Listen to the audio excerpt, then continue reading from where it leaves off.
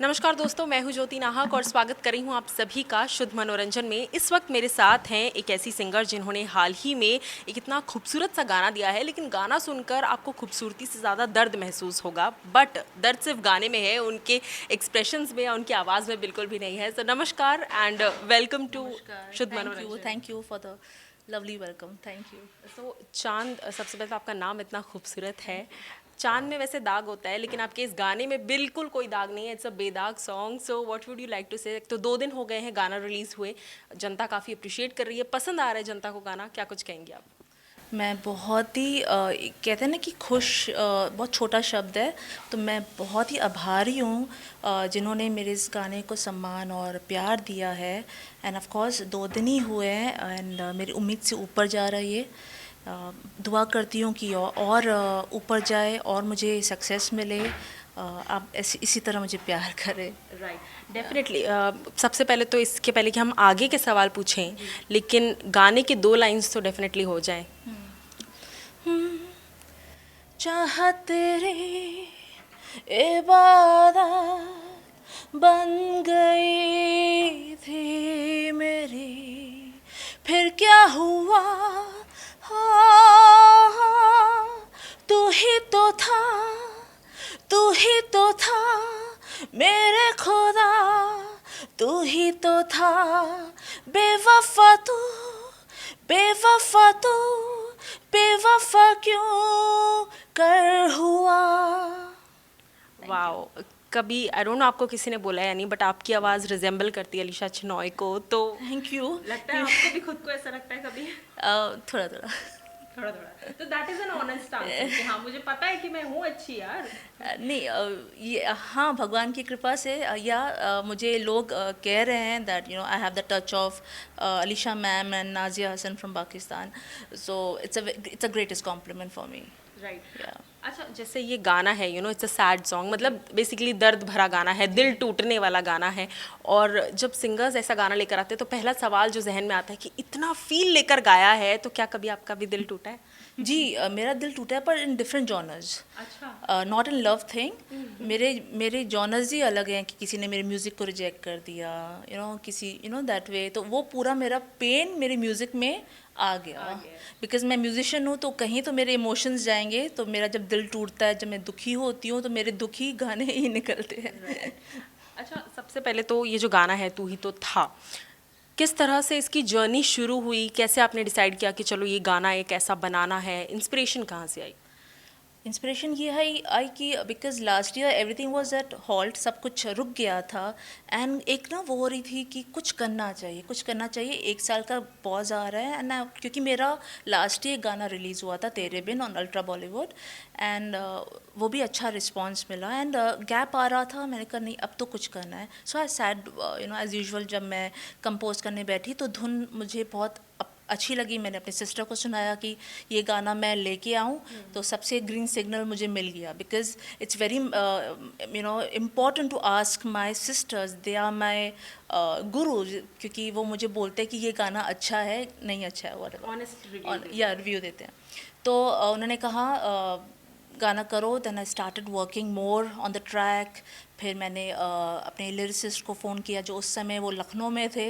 मैंने कहा ऐसे ऐसे गाना है, प्लीज़ ये ब्रीफ मैं आपको बता रही हूँ, इस दिल टूटा हुआ गाना है, आप इस तरह से लिखे। फिर जब गाना रेडी, मैंने ट्रैक रेडी कर लिया। By the end of this year मैंने ट्रैक, जब sorry last year track ready कर दिया। फिर मैंने मेरे जो मित्र हैं, जो डायरेक्टर भी हैं, हिमांशु कुमार एंड रोजलिन दाश, उनको दोनों को कांटेक्ट किया मैंने कि ये गाना है, आप प्लीज़ कुछ करें इसके बारे में। तो उन्होंने बोला ठीक है, हम लोग स्टोरी लिखते हैं and we'll take every head एक of yours, like how to shoot and everything. तो सब अच्छा हो गया that way. And then we decided on the location. Location decided हुआ कि हम लोग जंगल्स में शूट करेंगे, कुछ इंडोर्स करेंगे। तो everything went very smoothly. Yes, like it went smoothly because it was meant to be, definitely. And सबसे पहले तो प्लेटफॉर्म बहुत इंपॉर्टेंट होता है किसी भी गाने के लिए। सो वोयला डीजे के साथ आपने कोलैबोरेट किया, क्या कुछ उसका प्रोसेस था और क्या कुछ उसके बारे में कहना चाहेंगी? ऑनेस्टली मुझे बहुत अच्छा प्लेटफॉर्म मिला है, क्योंकि वीनस एंड उनकी कंपनी वॉला डीजी ने मुझे प्लेटफॉर्म दिया है। ये क्रेडिट पी स्क्वायर मीडिया को जाता है, जिन्होंने मुझे इंट्रोड्यूस किया उनसे। And I am very much grateful to Simran ji, जिन्होंने मुझे ये प्लेटफॉर्म मुझे विनीत जी से कोलैबोरेशन में मुझे मौका दिया, and of course Girish Jain ji. So they liked my work, they gave me a chance on their platform, तो I am very much grateful to them. अच्छा, आजकल इंडिविजुअल म्यूज़िक का और सिंगल्स का बहुत ज़्यादा ट्रेंड हो गया है। आई थिंक बॉलीवुड सॉन्ग से ज़्यादा व्हाट मैटर्स इज़ कि इंडिविजुअली कौन से आर्टिस्ट गाने लेकर आ रहे हैं। So do you think this is the right time, ये एकदम एप्ट टाइम है सिंगर्स के लिए बूम करने का? बिकॉज सोशल मीडिया, और चाहे आप वो कोई भी सोशल मीडिया प्लेटफॉर्म के लीजिए, और यूट्यूब खास करके it's the biggest platform right now. Films की आजकल ज़रूरत नहीं है पॉपुलर होने के लिए या हिट होने के लिए, यूट्यूब काफ़ी है। आप एक तरह से बिल्कुल सही हैं कि YouTube is a very big platform, social media बहुत बड़ा प्लेटफॉर्म है।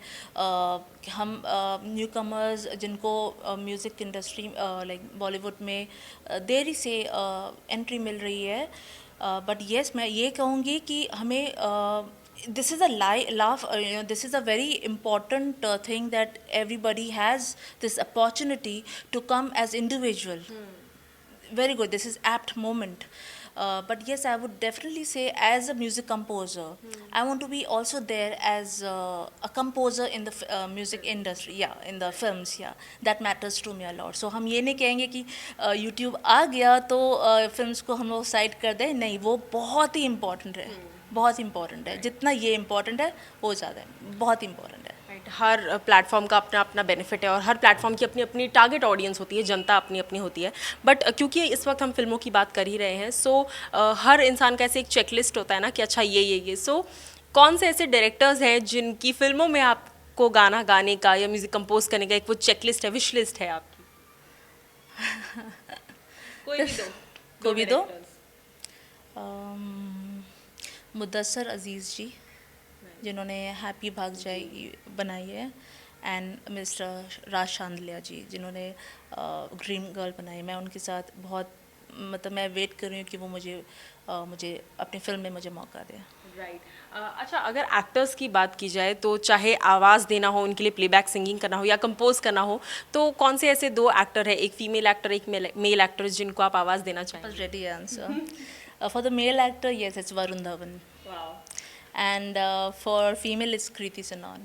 Sanon, yeah, Sanon, yeah, Kriti Sanon, yeah. आपको लगता है आपकी आवाज़ कृति सैनन पर फिट एकदम जाएगी? मुझे ऐसा फील होता है जाएगी, and of course Alia Bhatt, she is all time favourite everyone. Yeah. अच्छा, अब जैसे एक्टर्स की तो चलिए बात हो ही गई, लेकिन एज अ सिंगर गाना is a totally different thing, compose करना is a totally different thing, and उसको स्क्रीन पर आकर एक्टिंग करके इमोशंस के साथ दिखाना is a totally different thing. तो आपके लिए सबसे ज़्यादा टफ क्या है? या of course as a musician मेरे लिए अगर आप थर्ड चीज़ पूछे, acting, I am a camera shy person. I can click good selfies of mine, but facing the camera मेरी हालत ख़राब हो जाती है। तो that was the most difficult thing for me to face the camera. तो टेक्स हुए, बहुत सारे रीटेक्स पे रीटेक्स होते हैं। जी, जाहिर है, जाहिर है। अच्छा, जैसे मैंने अभी पूछा कि एक कंपोजिशन अलग जॉनर, पूरा एक अलग ही जोन हो जाता है व्यक्ति का, और एक सिंगिंग अलग जोन हो जाता है। Which one you enjoy the most? Composing.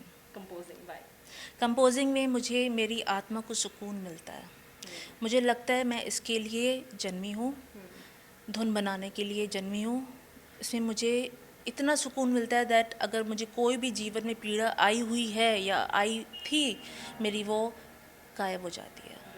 अच्छा, एक सवाल ना म्यूज़िक फैंस का और जनता का बहुत होता है, मेरे जहन में भी ये सवाल बहुत आता है कि जब भी कोई सिंगर या म्यूजिशियन जब भी कोई गाना बनाते हैं, ज़्यादा टफ क्या होता है, गाने के वर्ड्स लिखना या धुन बनाना? पहले कौन सी चीज़ बनती है?